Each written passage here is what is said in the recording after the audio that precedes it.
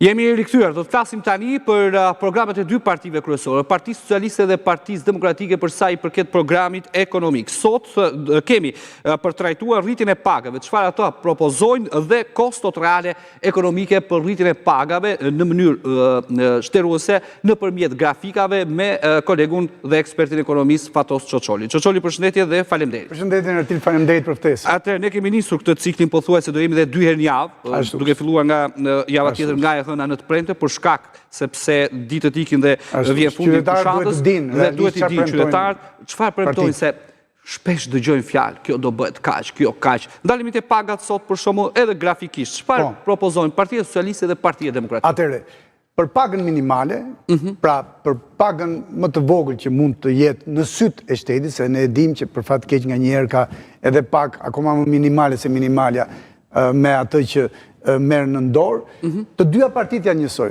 Madje njëra parti akuzon tjetrën je kopjace, sepse unë e thash më përpara e gjëra të tilla. Por pra, të dyja kanë të njëjtin propozim, 500 euro paga minimale. Por ama prit, Ertil, sepse njëra parti të thotë edhe kohën kur do ta bëj. Pra, Partia Socialiste të thotë më 1 janar të 2026 unë do bëj 500.000 lek të vjetra pagën minimale. PD-ja nuk e ka deklaruar si kohë.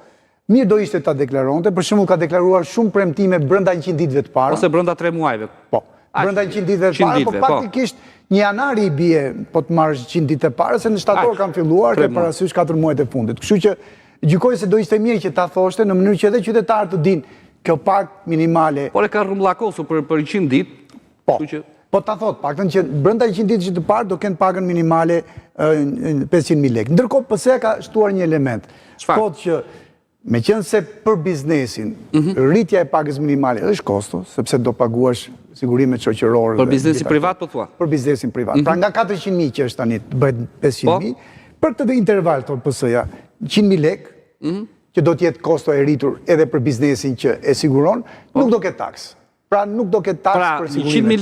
Pra, 100.000 lekë biznesi nuk do ketë. E marrim që sot se ka që është. Merë një pastrues pagën 400.000 lekë. Në këtë mënyrë, në thonjza, detyron biznesin që ta çojë pagën minimale 500. Pra, i thot biznesit ti nuk ke kosto po ta rritësh. Sepse për periudhën e parë, një periudhë kuptohet të parë, të kohës, derisa biznesit ta marrë veten, unë të garantoj që ti nuk do paguash taksa. Kjo është nuanca deri tani për premtimin e pagës minimale. Praktikisht të dyja partit e kanë identik. Në rast se do shikojmë pastaj pagën mesatare, aty është që lëvizin shumë gjërat në Ertil. Shkojmë te paga mesatare, po, që ta shohim. Të dyja pagat mesatare që kërkojnë të dyja partit, atëherë kemi një lëvizje edhe këtu, edhe në kohë, edhe në shifra. Pra, shikojmë, paga mesatare në kuadër vendi. 1.200. Po, pra, jo vetëm në shtet, thotë PD-ja.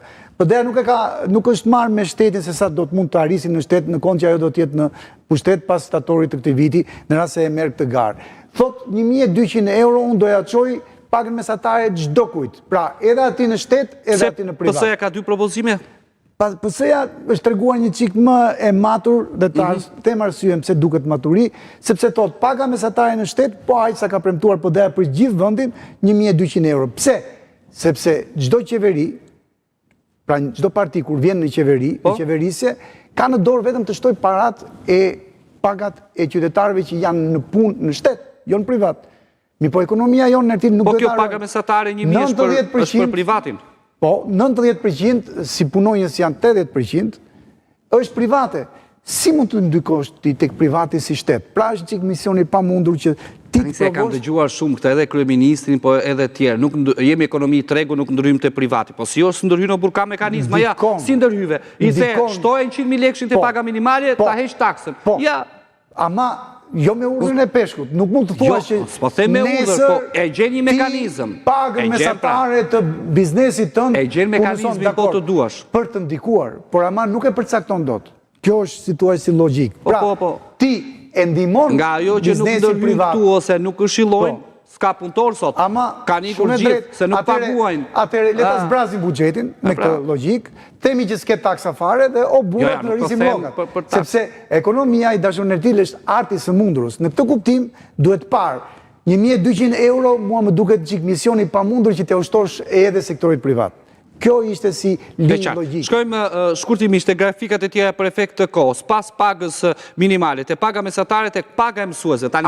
Tani zbresim e kam tokë, se kjo është rëndësishme shumë. Kemi mësuesit një kategori shumë e ndjeshme, kemi 36.000 mësues në arsimin fillor dhe të mesëm, flasim gjithë një publik të vëndit, se kemi dhe arsimin privat, por ai është më i pak, kuptohet shkollat e mesme apo shkollat e fillore private. Kështu që këtu e kemi sot sa është ka shkuar paga. Ne dim që 2-3 vitet e fundit është rritur ndjeshëm paga e mësuesit. E kemi diskutuar dhe më përpara. Tani 950 euro, 950.000 lekë të vjetra është paga mesatare mujore e një mësuesi sot.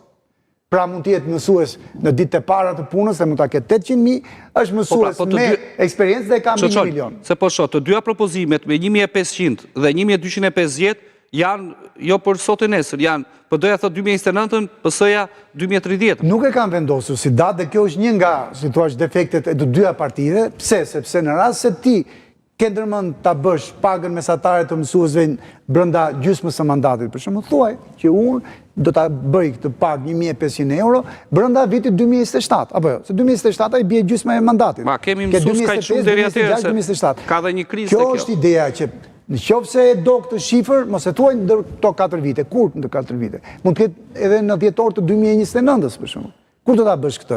Në këtë kuptim shikojmë çfarë që paga mesatare shtyhet madje nga Partia Socialiste jo 2029.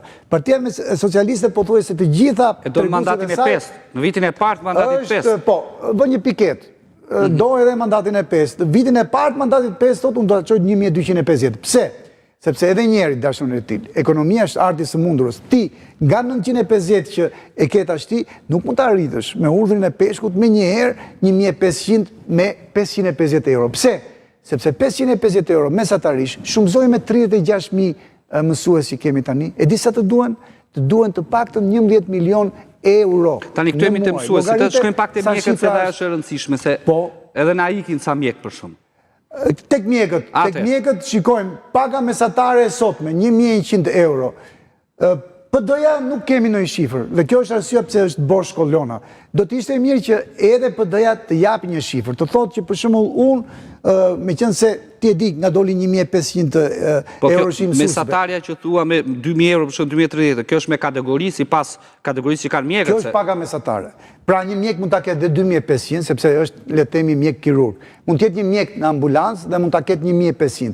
Kjo është si mesatare, çfarë premton PS-ja deri në 2030, e tham atë trikun marifetin me një vit të mandatit të 5. Ndërkohë që unë ftoj realisht partinë kryesore në opozit që ne kemi sot, që është PD-ja, ta japi një shifër për mjekët. Pse? Se prap, edhe pse janë pak, ne dim kemi edhe shumë emigracion të mjekëve tanë të nderuar, edhe pse janë pak në krahasim me arsimtarët, është mirë që është situatë një stres shumë e ndjeshme për popullsisë.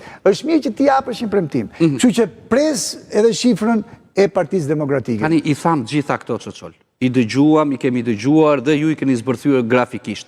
Ku do dalin gjithë këto para dhe sa është kosto e dy partive për të realizuar këto premtime? Të falenderoj shumë për të pyetje. Pra, edhe tashti, deri tani ne mund të flasim shumë mirë. Ore, edhe PS-n, e marrim PS-n. Fluturo, diçka do hahet? Për çfarë i jep këto premtime? Ku e ke ti se sa të kushton? Atëherë nëse na lejon edhe regjia, kalojmë ke grafiku tjetër që kemi përgatitur, kostoja e premtimeve për pagat. E marrim vetëm për pagat. Për 4 vjet, PD, PS. Shikoj që e kemi ulur një çik sepse kostoja e premtimeve deri në 2030 i del çik më shumë, por neve që ta bëjmë të krahasueshme me të dyja e kemi ulur me një vit. Pra me një të Ama sqaron pak lutem pse PS-ja e përdor gjithmonë edhe në fushat, po edhe në leksikun mediatik, edhe në shifra, edhe në programe këtë rrumbullakosin 2030, se 2029 duhet. Se çmendet për objektivin madhor që ajo i ka caktuar vetes, çfarë integrimi i vendit tonë në Bashkimin Evropian. Po 2030 si datë 2030 do që gjitha llogarit ti ketë me këtë. Dhe njëkohësisht në mënyrë të PS-ja kur thot 2025-2030 është brenda e mandatit PD-ja, ndërsa PD-ja është brenda. Unë të marr tërmbeti një vit. Në qoftë se fiton dhe mandatin e 5. Në 2030 e bën vitin e parë të 2030 apo e bën derisa ti mbaroj mandatin 2034. Pyetje shumë e bukur, ta falenderoj që ma bëre këtë pyetje. Jo, është vitin e parë. Pse? sepse kjo ka të bëjë me llogarinë kryesore çfarë? Të prandaj ta premtimit bëra si të mandatit 4. Me mandatin e 5 ti nuk ke punë me përjashtim të deri në 31 dhjetor të 2030-s. Aty ke premtuar këto gjëra që po flasim tash. Po ti marrin të gjitha këto. Pra, parat për mësuesit, parat shtesë për mjekët, parat shtesë për administratën në tërësi shtetërore, flasim gjithnjë, sepse neve nuk mund ta paguajmë privatin, t'i japim nga buxheti i shtetit që ai të rrisi pagat e sektorit të tij. Privati ka buxhetin e vet. Në këtë kuptim, këto 1.3 miliard euro janë pikërisht kostot shtesë që i duhen Partisë Demokratike në 4 vjet, në rast se e fiton këtë garë nga buxheti i shtetit ton, nga buxheti i taksave tona, të mund të realizoj premtimet që deri tani ka bërë për pagat. Shikojmë që Partia Socialiste është treguar çik më cingune, pra më e kursyer është diku aty tek 1 miliard euro. Pse? Sepse e tham dhe njerë, premtimet e saj shtrihen gjithnjë deri në 2030. Kjo është arsyeja pse e kemi ulur me 1/5, pra 20% shifrën e saj të premtimeve. Faleminderit Çoçol. Faleminderit ty. Atëherë të hënën që do jemi bashkë, çfarë do kemi? Taksat. Sepse ne e dim, duhet shikojmë cila parti është më pro biznes, sidomos biznesit të mesëm dhe të vogël. Të falenderoj shumë. Faleminderit ty për këtë. Faleminderit për gjitha